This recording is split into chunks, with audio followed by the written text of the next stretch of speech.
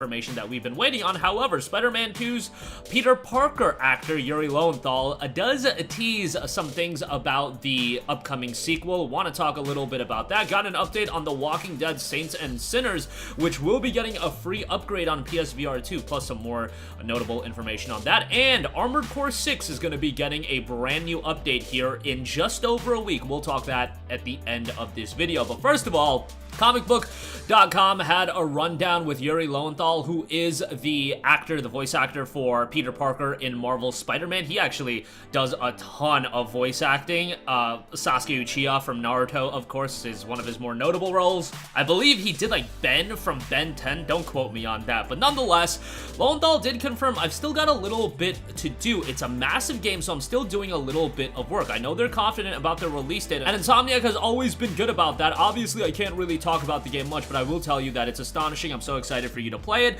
They know they've got big shoes to fill from the last two games they've done. I just can't wait for people to play it. The thing with Spider-Man and Insomniac in general is that they are one of the most consistent development studios as far as hitting release dates and getting games out pretty frequently. I mean, you look at the fact that Spider-Man came out in 2018. They got the entire City That Never Sleeps DLC done. Then they parlayed that into Miles Morales, which came out just 2 years after. Obviously, that was a smaller scale game, but still, to put out a game that quickly, that definitely says something. It was a PS5 launch game, and then they went right into Ratchet & Clank Rift Apart, which came out in June of 2021. Now, Insomniac is a sizable studio. They're probably, you know, having multiple teams working on multiple titles and whatnot, but they are still super, super consistent when it comes to dropping games pretty consistently. I know at this point, they're going to be completely all-inning on Marvel content, given that Marvel Spider-Man 2 is going to be dropping later this year, and then they'll ultimately do X-Men, the Wolverine game, excuse me.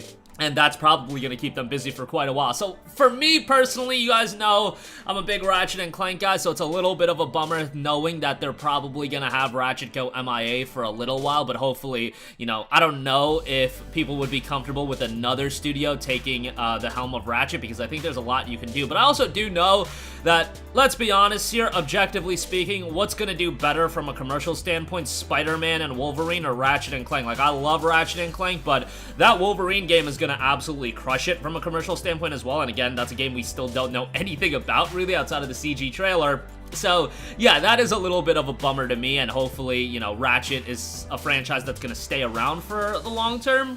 But I also get why, you know, whoever is the shot caller and the decision maker, they're all inning on the Marvel content. Spider-Man, Wolverine, it's just not what I would personally like to see Insomniac put all their eggs into, but who knows, maybe they'll do more Ratchet content in the future. But nonetheless, as far as Spider-Man 2, I really don't think anybody has to worry about it not hitting a late 2023 window.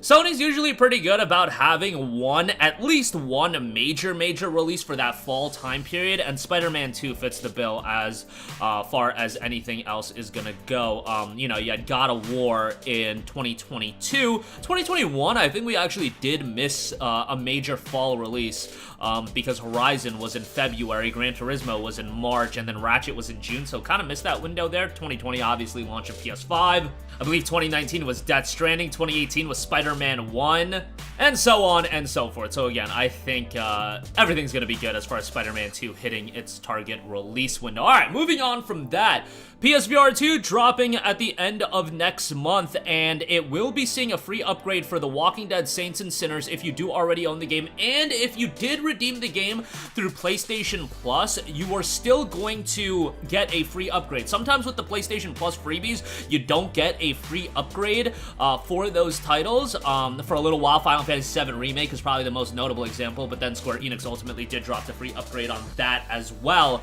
So that's cool to see. I have a buddy that's like super into PlayStation VR, and like I was going through the launch lineup with him, and he was like, yo, this launch lineup is actually nuts, and like he was against spending the $650 initially, and yeah, he's like down bad enough that he needs the VR too, and I'll probably mess around with it at his crib. You know, $650 for me, you know, as somebody that covers gaming on the channel, like I feel like I owe it to myself to get it so I can at least talk about it, but that's just such a hefty price to pay. And I know for a lot of people, like, most people that I talk to, they're just like, yo, like, it looks like a nice piece of hardware, but they're just priced out of actually getting one. And it's not like this is the most expensive VR headset in the world. Like, VR headsets can be a pretty penny. You saw how expensive Valve Index is and everything like that. So it's not like it's an absolutely crazy price. I just think when you look at it, and it's what, $150 more than what people dropped on the PlayStation 5 itself, and then you're talking about, you know, picking up the games as well. That's just gonna be a massive price to pay. But I enjoyed my time with PSVR. It's just VR in general, like, I can really appreciate the hardware, and there's a lot of quality games. And definitely credit to Sony, because I was for sure thinking back when VR initially came out that Sony was gonna drop games for a minute and then they would bow out of it after the commercial numbers weren't a slam dunk home run. But they stayed committed and they continue to invest in the VR space, and VR1 had a lot of quality games. Like, when you talk about Firewall Zero Hour, all of the other games that, like, got VR patches, Wipeout, Resident Evil, like, VR had a lot of quality experiences. Walking Dead Saints and Sinners was one of those games as well. Like, and I'm not a gigantic Walking Dead fan. Like, I love the Telltale games and I watched the first 3 seasons, but it's not like I'm a giant fan. But Saints and Sinners was still one of the better VR experience that you could come across. Lastly, I do want to note Armored Core 6, obviously, we're finally getting a big budget mech title that I feel like I've been begging for on this channel for years. We are finally getting one in Armored Core 6. It's gonna be done by From Software, and I think there's gonna be a lot of potential. And at this point, From Software has elevated their recognition and their notoriety in the gaming world so much that I feel like Armored Core 6 is just gonna have a gigantic buzz around it, even from the people that never played an Armored Core title, which makes me really happy, because hopefully that means this game is gonna crush it from a commercial standpoint. Ultimately, it does have to be a good game, but you know, Armored Core has been MIA for a long time. I want to say, was the last one Armored Core 5 in 2013? Like, I feel like it's been a really long time, and we don't get a lot of high quality AAA action-oriented mecha games. I get it, you'll get like your SD Gundam Battle Alliances and you'll get Relayer Gundam Battle Operation, but I'm saying a narrative-driven, single-player, big-budget mecha game, and I feel like Armored Core 6 is finally gonna give us that, and I feel like a lot of you guys have been wanting that as well. Like, who doesn't want to see gigantic robots beating the crap out of each other in a big-budget AAA video game? Like, I just feel like that's something that's so easy to sell from a promotional standpoint, but for some reason, mecha games haven't really popped off like that. I know Zone of the Enders was, like, kind of big, and I even feel like the Dynasty Warriors Gundam games didn't do that terribly from, like, a sales standpoint, but something like this, I think, is gonna do really well, and hopefully that is the case. But we're gonna be getting an hour-long presentation come the Taipei Game Show on February the 3rd, so that'll be coming up before you know it, so a lot of gameplay to take in with that event. That's gonna do it for me. Again, Spider-Man 2, still touting a late 2023 release window from Yuri Lowenthal. I think, you know, you can rest assured that the game is gonna